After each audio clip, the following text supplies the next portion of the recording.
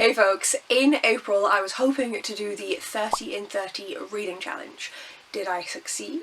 Well, I read 10,438 pages, I listened to 46 hours of audiobooking, and I read 35 books. I'm so pleased. I am never doing this again. It was a lot. I still somehow managed to have a life. I went places, I went out and did things with my partner, with friends, I don't know how. I also still scrolled loads. Concerning. But I managed to read 35 books. I'm very pleased. Not all of them were tiny, some of them were, but not all of them.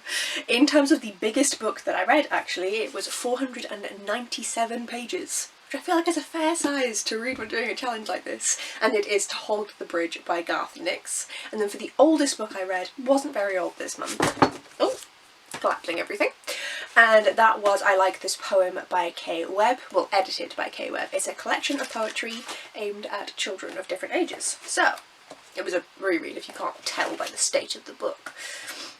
I also had 2 5-star reads this month and a few 4.5s.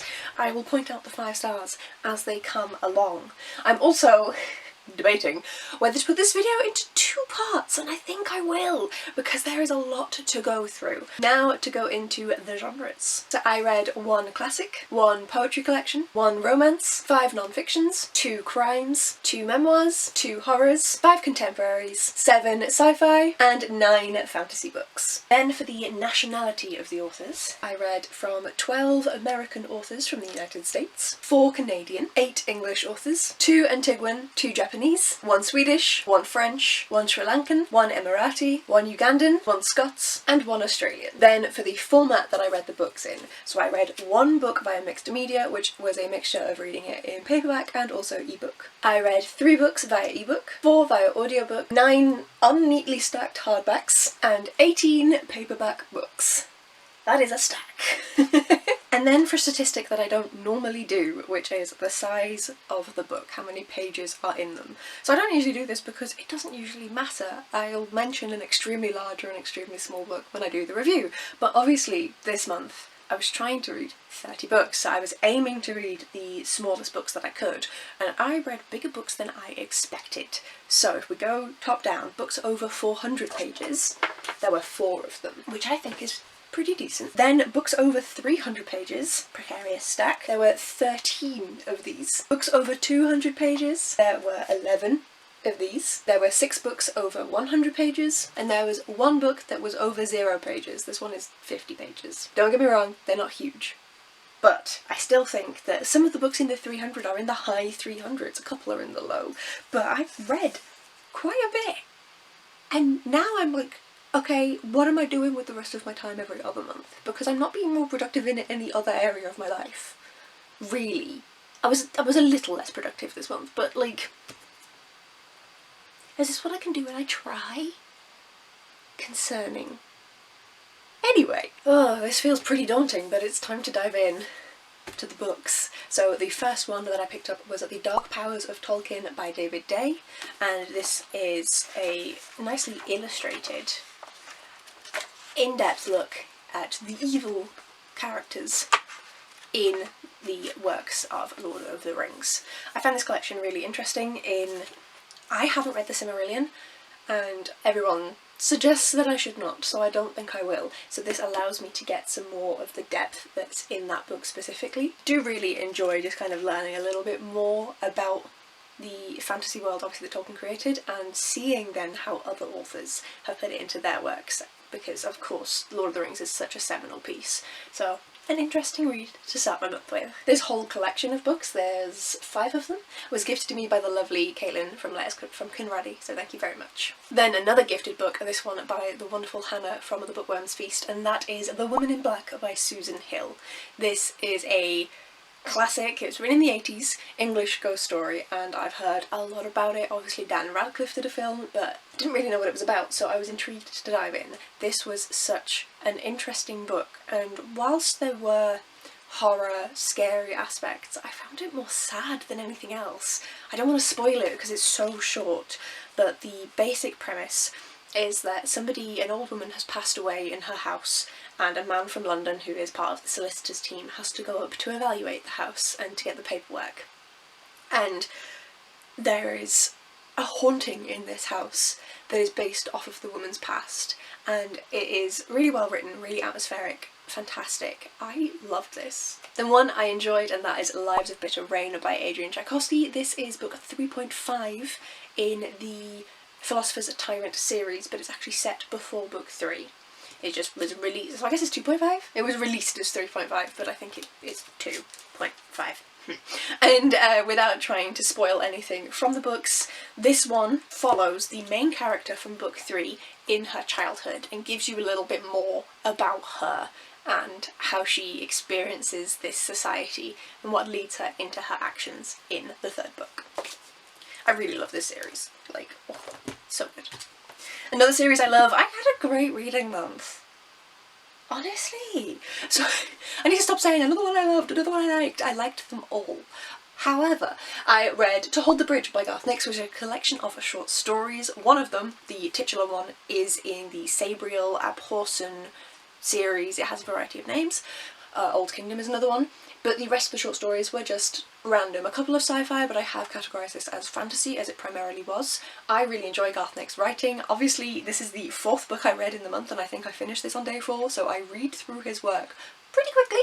And as always, it was really enjoyable. To Hold the Bridge, that specific story, is a really interesting little extra tidbit for the world, and I'm curious to see if it's going to have any impact when I read Golden Hand, the next book in the series. But yes, this was a fantastic collection of short stories. Then, one of my favourites, Will My Cat Eat My Eyeballs by Caitlyn Doughty. This is a non-fiction aimed at children, and it is all about the questions that they might have about death practices, about dying, and obviously kids have much less of a filter than we do, so they've just asked what we consider to be weird questions, and Caitlyn answers. Doughty is a YouTuber. She has the Ask a Mortician channel, which I've been watching for years now, and this was just so damn good. The kids don't hold back, and neither does Doughty. Even though this is aimed at children, don't worry, Doughty does go into depth. There's nothing that children shouldn't be reading, but she also doesn't hold back. This was fantastic, and I really need to pick up more non-fiction aimed at kids, because it is so engrossing. The writing style has to be fast, and it's just so much fun. I read so many serious and long books that this was just a breath of fresh air. Then another collection of writings, and that is Putting Myself Together by Jamaica Kincaid. This was a mixture of autobiographical works and just works about her life, but also some fiction stories that have been collated since 1974 up until the present day. It was a really interesting collection of works and gave me a pretty decent insight into Kincaid's life. We get to see how some of the works of fiction have been inspired by what she's then told us are non-fiction aspects of her life, and it was really very interesting and had an impact on a book that I read later in the month. A few books down. Then Eruption by Michael Crichton and James Patterson. This was a book that Crichton had primarily written and planned out, but he didn't manage to finish before he passed, and so his wife then spoke to Patterson and got this completed. And it's one I nicked from my dad, no one's surprised. Volcanoes. I love volcanoes. So this one was so much fun. I really enjoyed every aspect of this. The science aspect, the way that they were very respectful of the people of Hawaii in the writing of the book and in how they portrayed them, and also in their importance in the story. We've got a military secret, we've got a volcano erupting, we've got the environment, we've got people. This was a blast to read. I really enjoyed it. I'm so glad I stole this from my dad's shelves. Another one not from my shelves, this one I borrowed from my partner, and that is Snuff by Terry Pratchett. This is a Sam Vimes book in the Discworld series. I don't want to say too much again because it's part of a fairly long series. This is book, I think, 39, so spoilers, but in this one, Sam Vimes, along with his family, trying to keep spoiler free, end up going into the countryside, and it's supposed to be a rest for Vimes. He is the captain of the police in the city in Ankh-Morpork, and so this is supposed to be a chance for him to set his truncheon down and have a relax, and obviously he discovers a great big crime happening in the countryside and delves headfirst. As always, Pratchett has amazing commentary about society, about people's place in it, in the discrimination of the marginalised groups, and also interesting commentary on how people from the countryside act compared to people from the city. That was fun to see, given that most of his books with rhymes are in the city, so I enjoyed this one as always. Then another one I loved, 4.5 stars, this was so good, and that is The Moon Blessed King by Lindsey Byrd. This is the second and final book in the, I think, Sun Blessed Prince series. The first book is The Sun Blessed Prince. It's a duology, it's damn good. Oh, it's so good. So we have, how do I explain this one? We have 2 different types of magic that people can develop.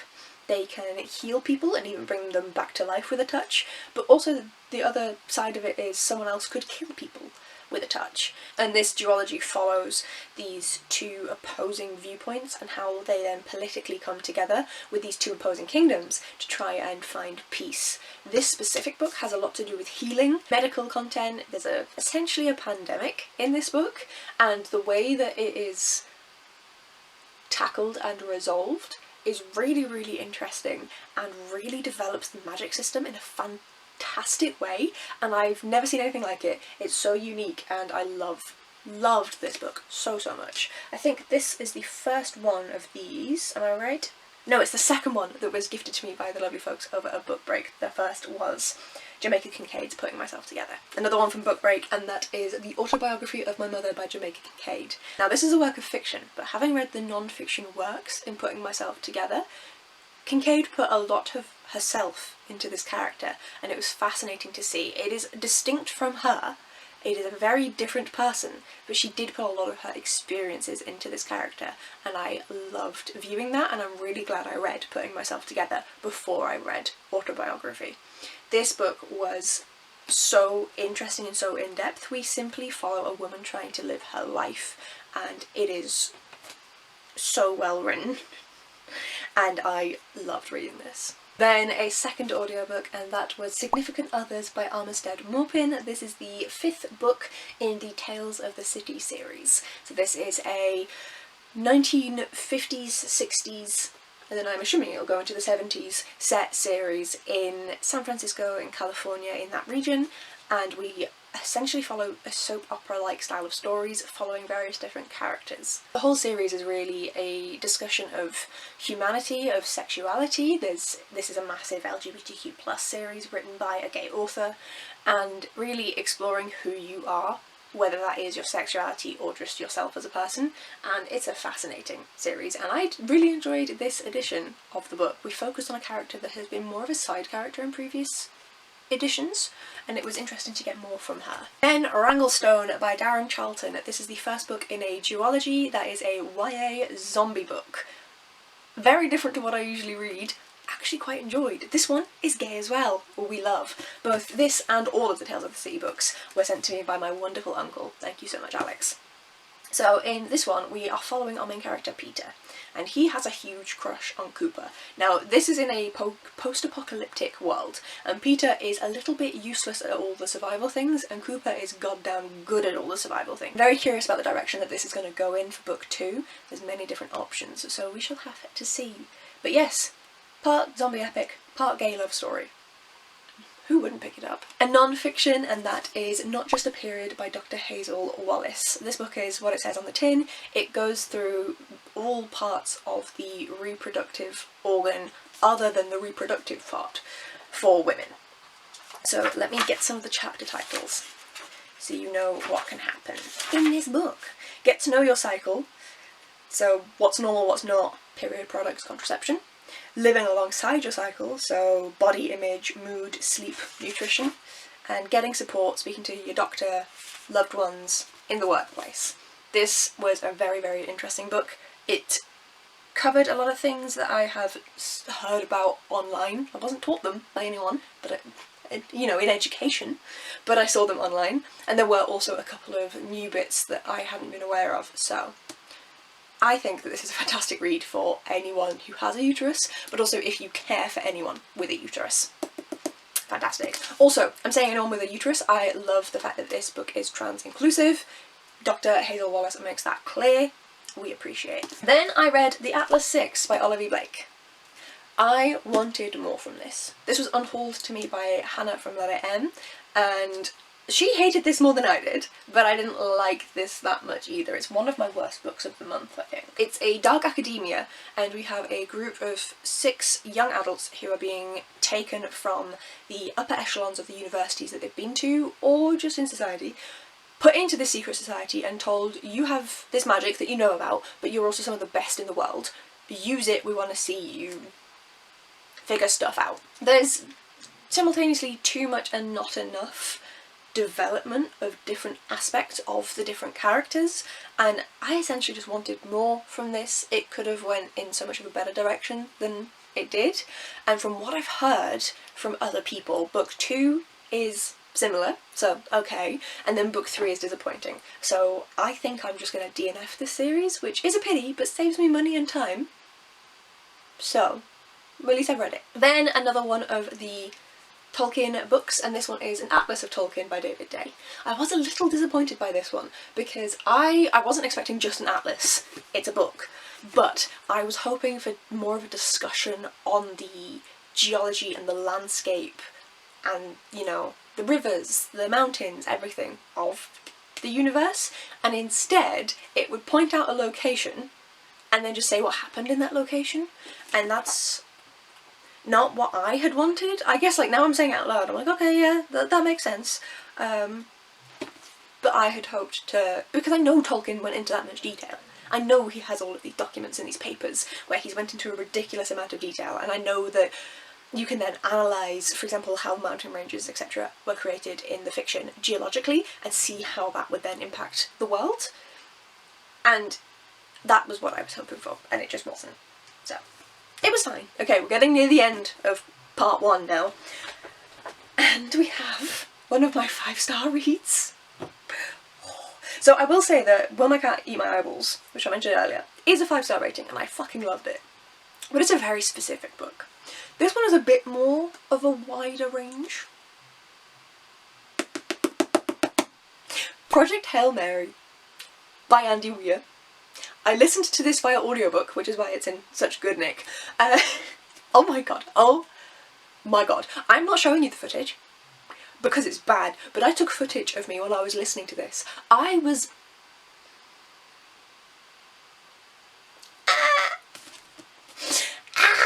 It's so good. It's so good. This is amazing. This book is amazing. Oh, how do I... Right, okay. I don't know how to describe this because the film is described. The trailer of the film is very different from what the book gives you. And to the point where I was reading this, knowing me and my partner were going to go see it at the cinema. And another friend had already seen it. And so I, like, said, this is the part I'm up to. Because it's a spoiler. It's one of the main aspects of the film. It's in the trailer. If you've seen this, you know what I'm talking about. And I was like, what? But in the book, that's a surprise. So the blurb on the book: Ryland Grace is the sole survivor on a desperate last chance mission, and if he fails, humanity and the Earth itself will perish. But right now, he doesn't know that. All he knows is that he's been asleep for a very, very long time, and he's just woken to find himself hurtling through space, millions of miles from home. It's up to him to puzzle out an impossible scientific mystery, and he's got to do it all alone. Or does he? So, very different to how the film advertises itself. Basically, this little living microbe comes to our solar system and starts fucking things up. It's called astrophage, and our main character, Grace, is part of the scientific attempt to sort this out before it kills everyone on the planet. And he ends up going off into space to go and find where the astrophage came from. That's all I'm gonna say. I want to say a lot of things, but I refuse to spoil this for anyone. The audiobook is wonderful. It is amazingly narrated. There are great little audio effects as and when needed. The accents done are pretty good. So this was just a work of art. I've heard questionable things about Weir lately, but this is a work of goddamn art, and the film is fantastic. And if you know the spoiler that I've been alluding to, my favourite little bean. What a little bean. Ah, and that's what you're getting. The final book that I'm going to be mentioning in this part 1 of my wrap-up is More Days at the Morisaki Bookshop by Satoshi Yagisawa, translated by Eric Ozawa. This is the second book in the series, I believe it's the final book in the duology, and in the first one, Days at the Morisaki Bookshop, we follow a young woman who ends up quitting her corporate job and living above her uncle's bookshop and working in the bookshop to pay her rent, essentially. In this one, she has moved on, but is still coming back to the bookshop, of course, as a site of her family and of a community that she really got involved with, and it's seeing her uncle on his own, working through that. I did prefer the first book, and I thought it was a lot more touching, but this was still an enjoyable read, and I'm glad that I picked it up. So those are the first 17 books of the 35 books I read in April. If you've read any of these, please do let me know down in the comments below what you thought of them. Project Hail Mary. Oh, well, I can't eat my eyeballs. So good, so good. So many of these were fantastic. I had such a wonderful reading month. So yes, please do comment down below. I would love to chat about any of these, and if when I hold up the books for the stats you've seen books that I haven't mentioned, you're going to have to wait for next week for part 2, when I'm going to go through the next stack of books. Thank you for watching, folks, and I will see you in a week's time. Bye!